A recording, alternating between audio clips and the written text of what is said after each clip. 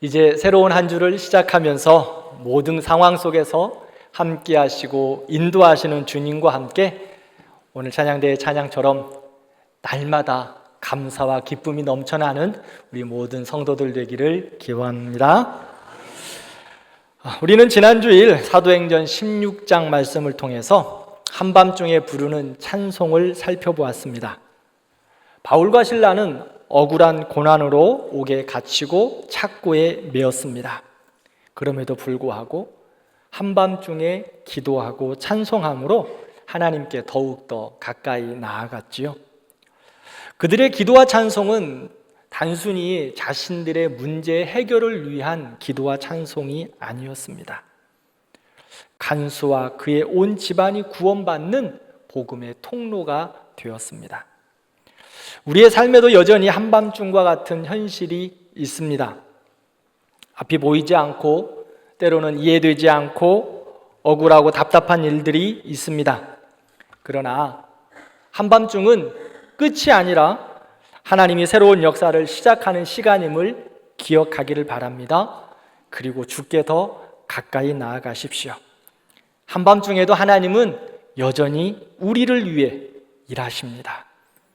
우리의 기도와 찬송을 통해 어둠 속에 빛을 비춰주시고 절망을 소망으로 바꾸어 주실 줄 믿습니다.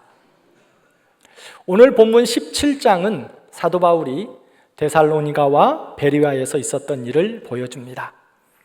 두 도시의 복음이 전해졌습니다. 그러나 복음을 받고 반응하는 모습은 전혀 다릅니다.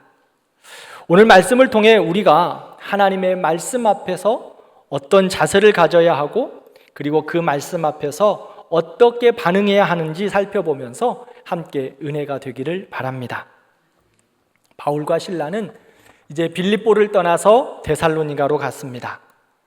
데살로니가는 빌립보에서 약 160km 정도 떨어진 곳입니다. 남서쪽으로 내려가면 있는데 마게도냐 전 지역을 감당하고 있는 수도와 같은 곳이었습니다. 그래서 데살로니가는 정치, 경제, 사회, 문화 등 모든 것의 중심지였고 인구도 상당히 많았습니다. 2절을 보면 바울은 관례대로 그곳에 가서 새 안식일에 성경을 강론합니다. 여기서 말하는 새 안식일이라는 것은 안식일 3번 지난 것을 말합니다. 그러니까 약 한 3주 정도 말씀을 가르쳤습니다. 그렇게 말씀을 전하는데 경건한 헬라인들과 귀부인들이 복음을 듣고 예수님을 믿었습니다. 그런데 많은 유대인들 그들은 그 복음을 듣기를 거부하고 시기하고 박해하고 그들을 거부했습니다. 3절을 보면 바울은 가는 곳마다 성경을 풀어서 설명하여 가르쳤습니다. 예수는 그리스도시다. 예수님은 우리의 메시아입니다. 예수님은 우리의 유일한 구세주입니다. 선포했습니다. 그런데 데살로니가 사람들은 그 말씀을 믿음으로 받기보다는 시기와 질투로 반응합니다.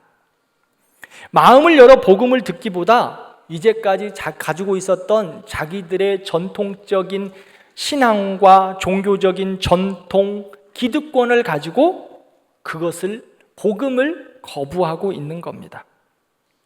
그래서 복음을 받아들인 사람들에게도 조차 그들은 소동을 일으켜서 그들을 어렵게 하고 있습니다. 그리고 불량한 사람들을 모아서 선동합니다. 성 안을 요란케 합니다. 결국 바울과 신라를 데살로니가에서 쫓아냈습니다. 복음의 역사를 막아버린 거죠. 사람들은 하나님의 말씀 앞에서 2가지 반응을 합니다. 어떤 사람은 말씀을 듣고 순종하고 변화합니다. 그런데요, 어떤 사람은 말씀을 거부합니다. 말씀을 받아들이지 않습니다. 뿐만 아니라 대적합니다. 그러면 복음의 능력을 가지고 있는 우리는 어떻습니까? 우리는 하나님의 말씀을 어떻게 대하고 있습니까? 말씀을 아멘으로 잘 받고 계시지요? 아니면 내가 좋아하고 내가 듣고 싶은 말씀, 또 나에게 복이 되는 말씀, 내 기준에 맞는 말씀, 이런 말씀들만 선택해서 듣고 있지는 않습니까? 때로는 부담스럽고 불편하게 다가오는 말씀은 외면하고 있지는 않으십니까? 히브리서 4장 말씀을 함께 읽겠습니다.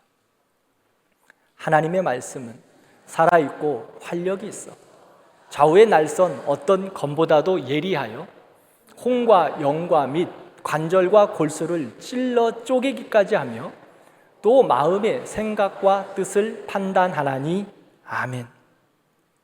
말씀은 우리를 살리고 변화시키는 능력이 있습니다. 그런데 말씀이 우리의 모습과 우리의 내면을 비추고 드러내줍니다. 그런데 우리의 내면에 그러한 죄된 성품들과 우리의 못난 자들이 비춰졌을 때 때로는 불편하고 아프게 다가온 겁니다. 말씀은 우리에게 은혜가 되지요. 축복의 말씀들도 있습니다. 그러나 우리의 심령과 골수를 쪼개기까지 때로는 아픔과 어려움도 있다는 거예요. 그럼에도 불구하고 그 말씀 앞에 겸손히 엎드리고 순종하는 자들에게 하나님께서 생명의 말씀, 생명의 열매를 은혜로 허락해 주실 줄 믿습니다. 그러므로 말씀이 나에게 때로는 날선 건처럼 다가올 때 그 앞에 납작 엎드려 굴복하는 겁니다.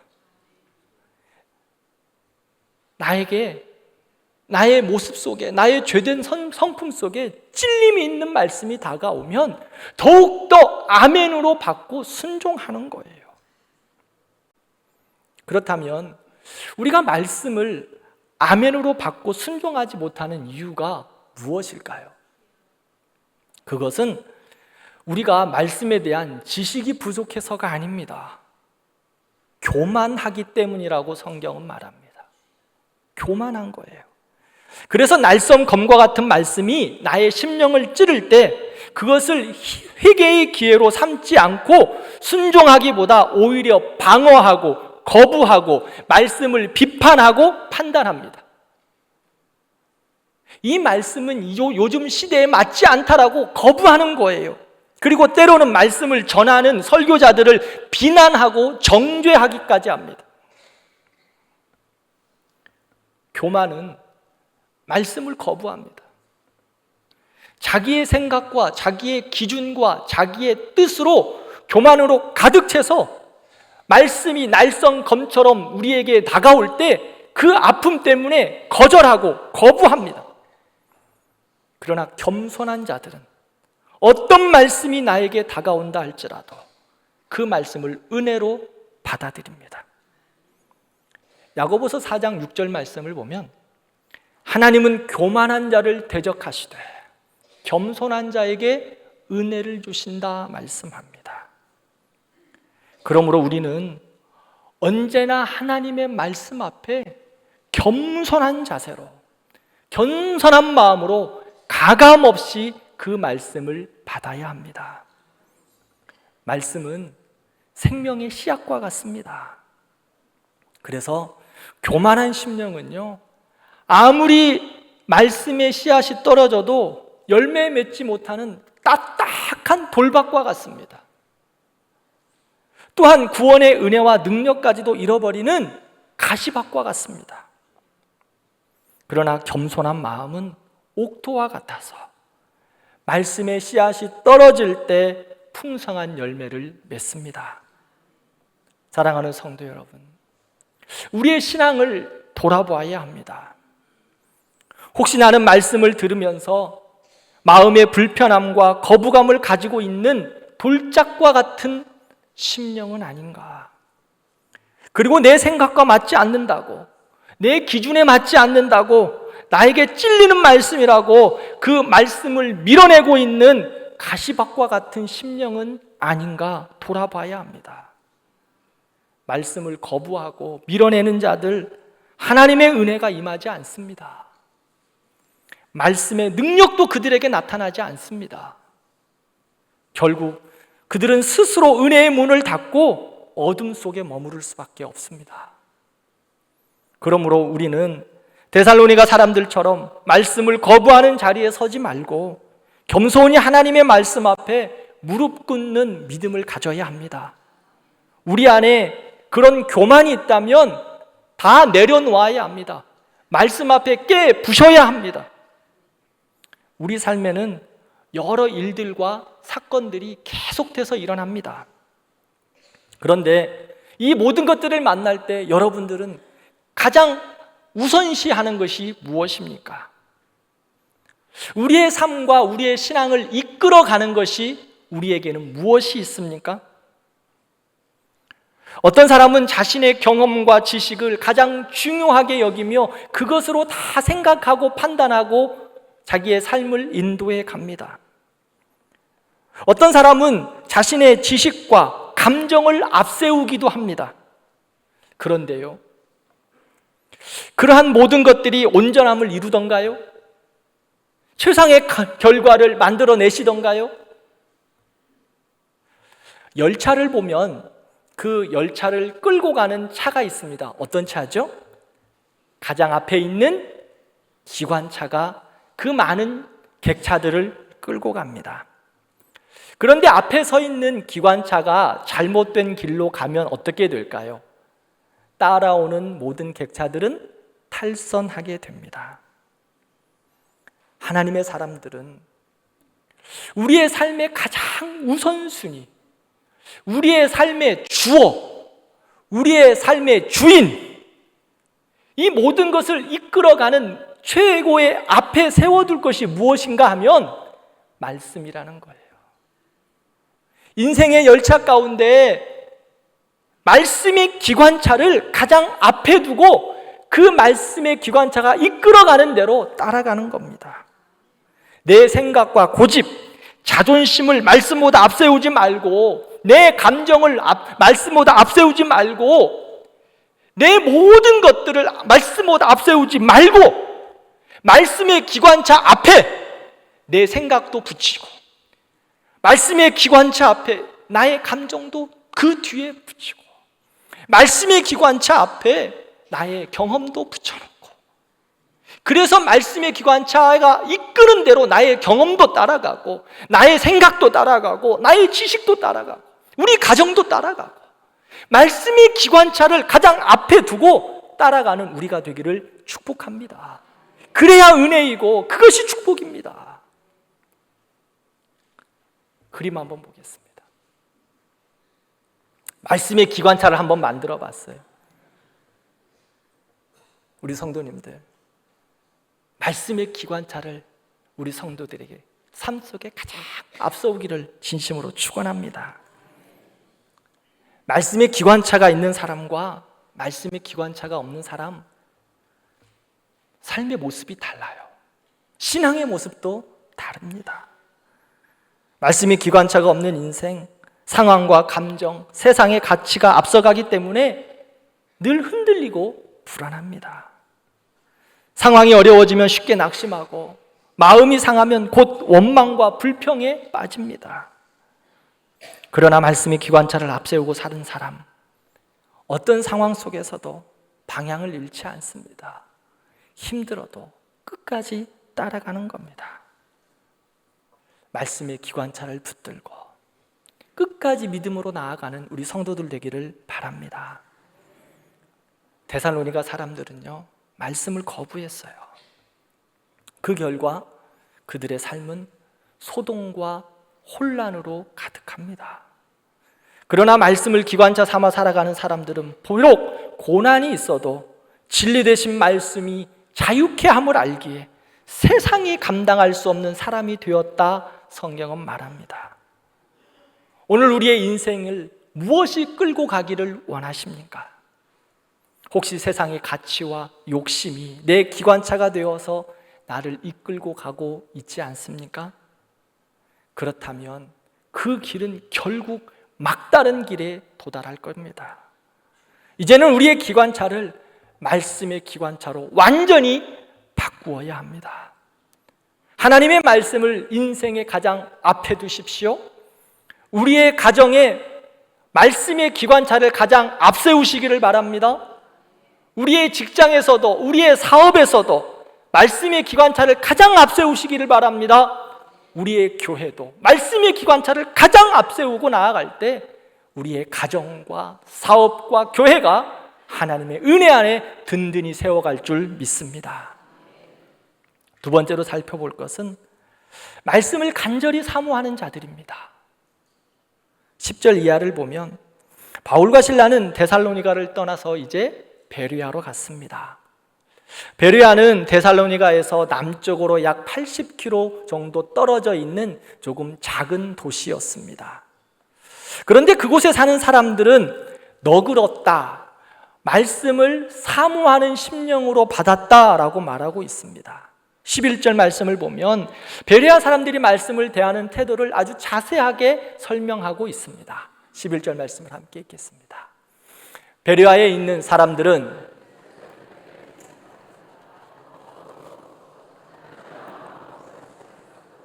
이것이 그러한가 하여 날마다 성경을 상고함으로. 아멘.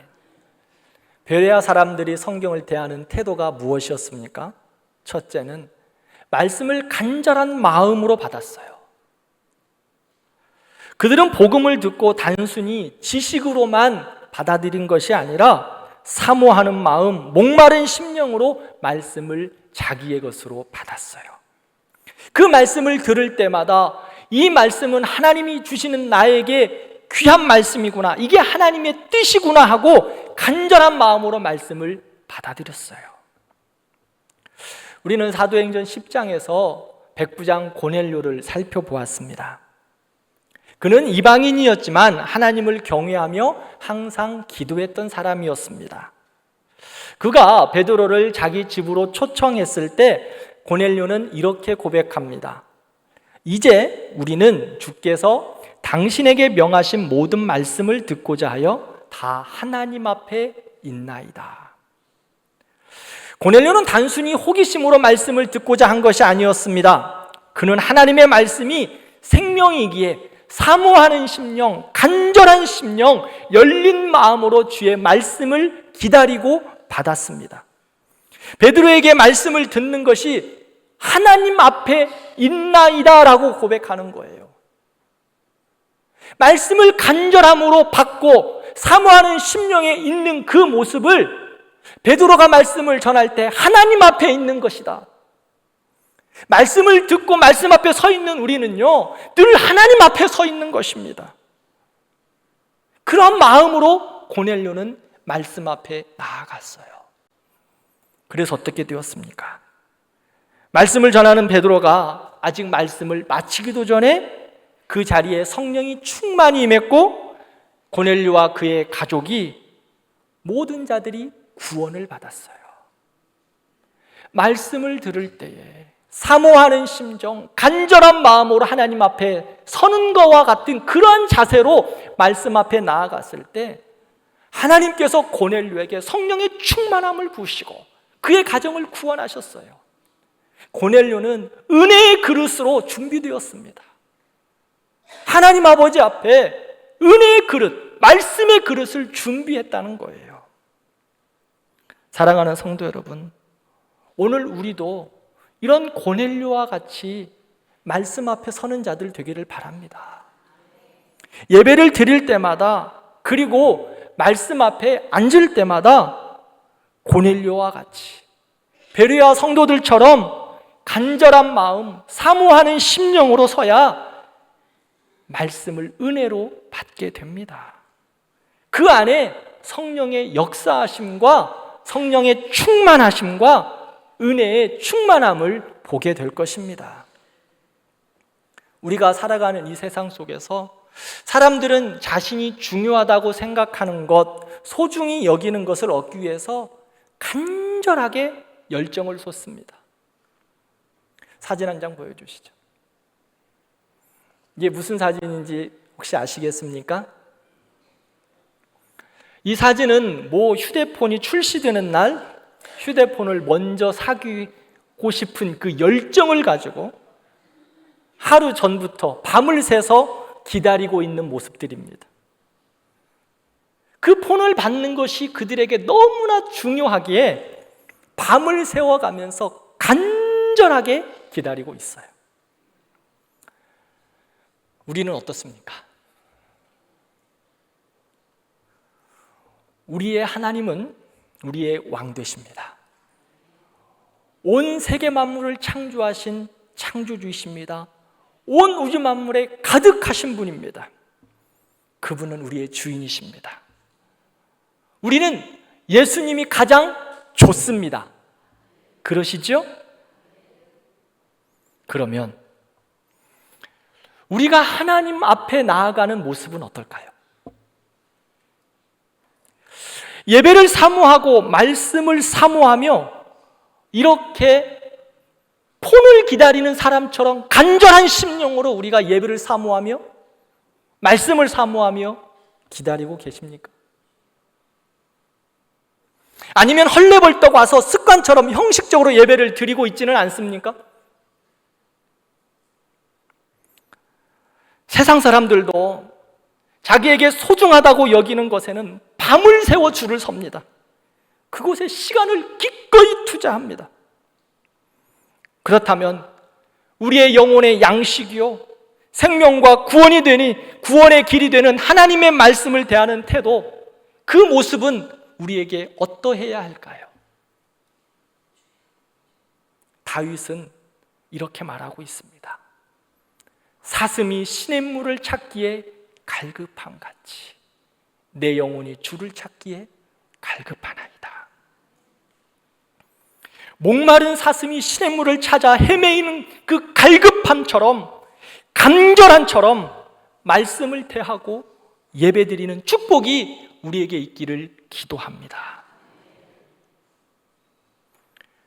가능하시면 토요일 저녁에 오늘 주일 말씀의 본문이 무엇일까 한번 말씀을 찾아보시기를 바랍니다.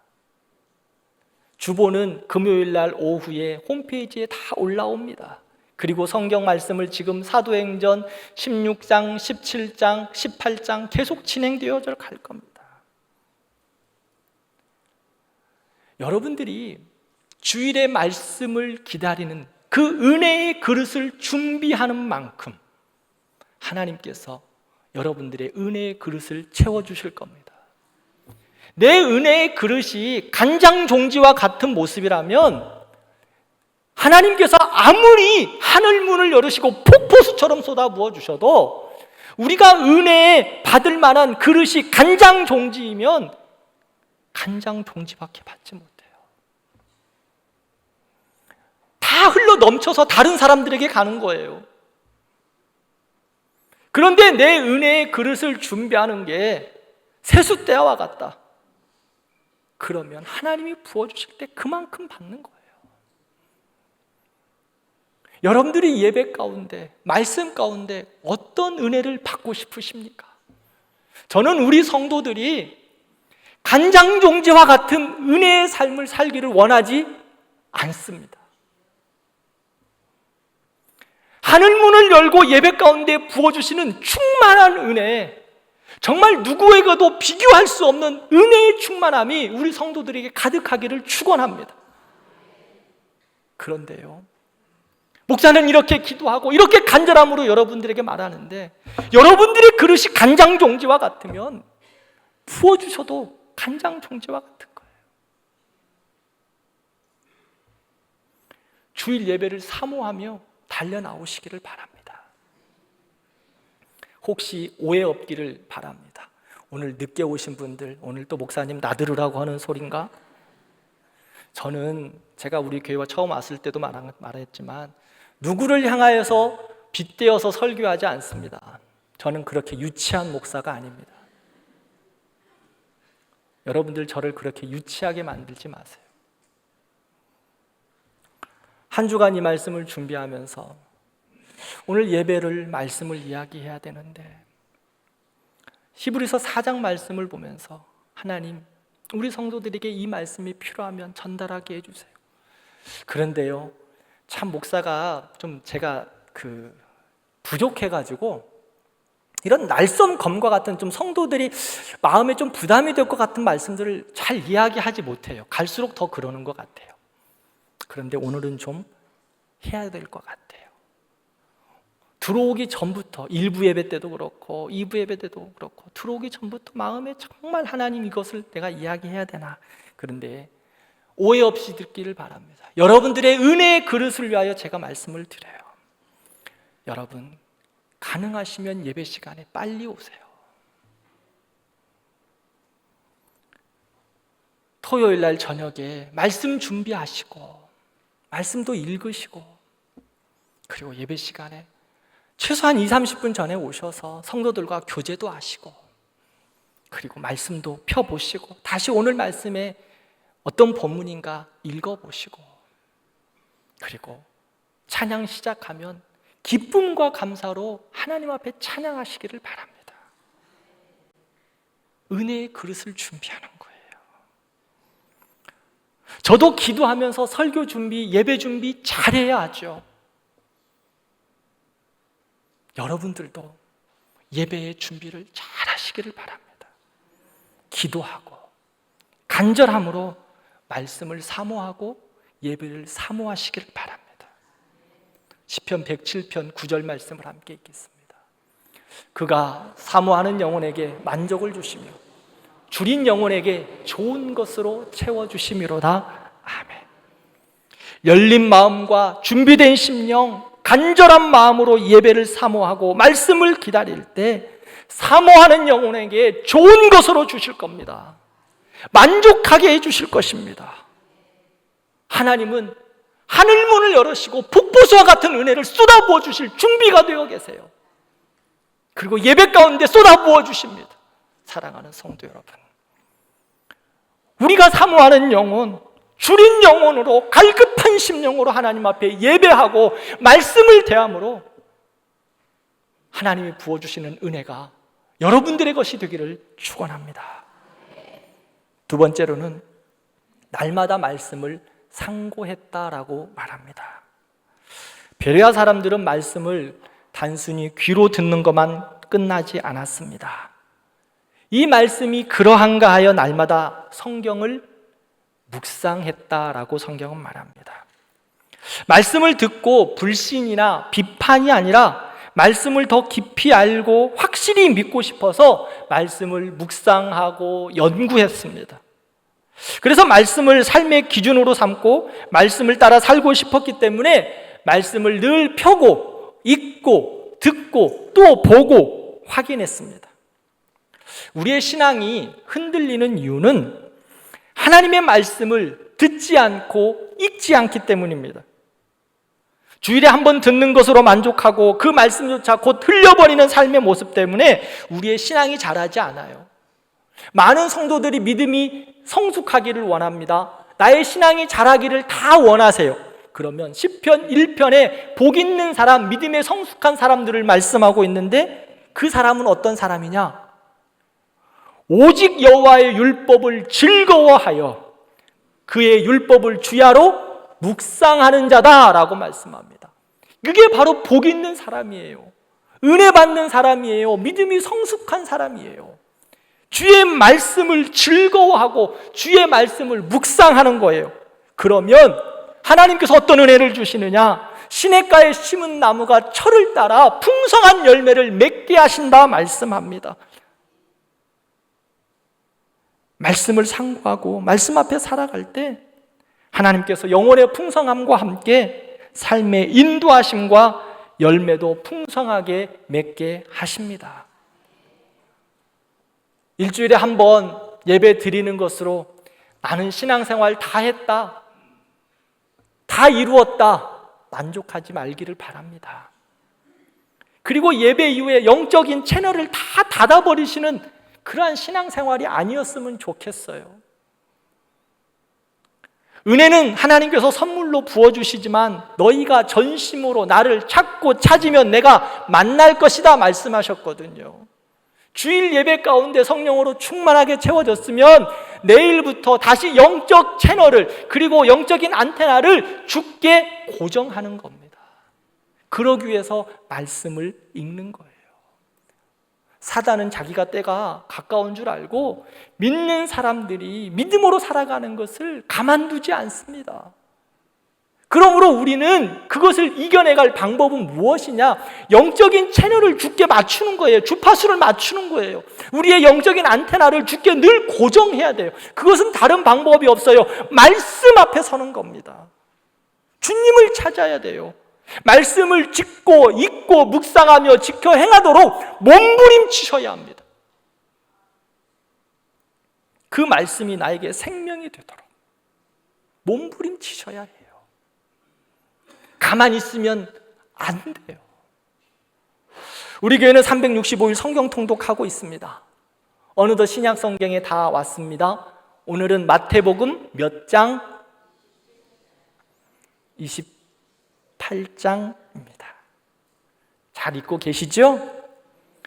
제가 우리 성도들 중에 성경 통독을 하시면서 이런 간증을 들어요. 목사님, 처음에는 성경 통독도 너무 빠르고 잘 들리지도 않고 이해도 안 되고 어려웠어요.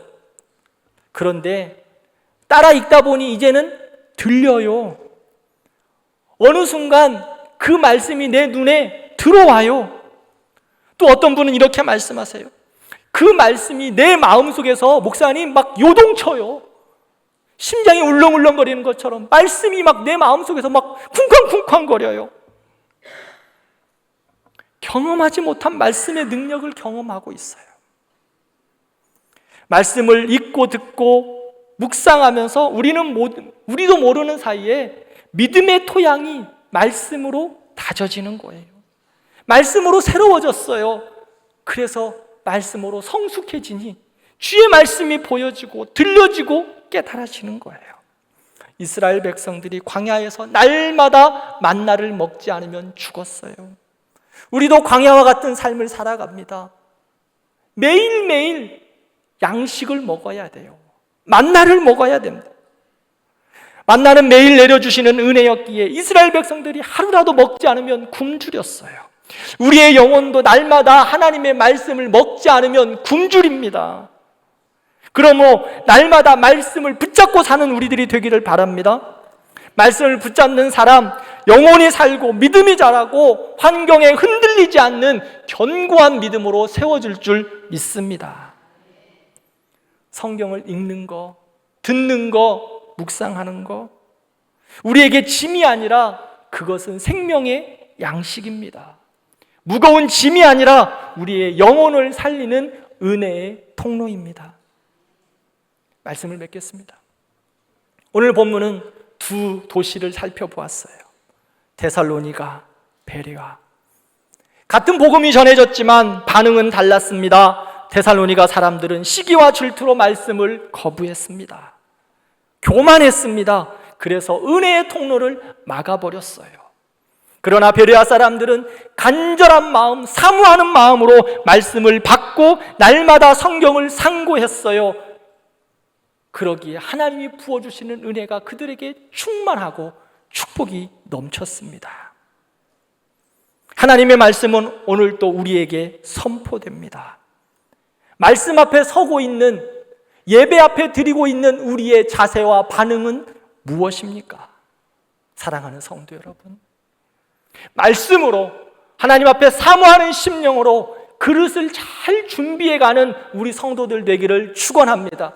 그래서 매일매일 부어주시는 만나로 인하여 은혜가 충만하고 성령이 충만하고 믿음의 성숙함을 이루어가 이 세상을 감당하는 믿음의 사람들 되기를 축원합니다. 기도하겠습니다.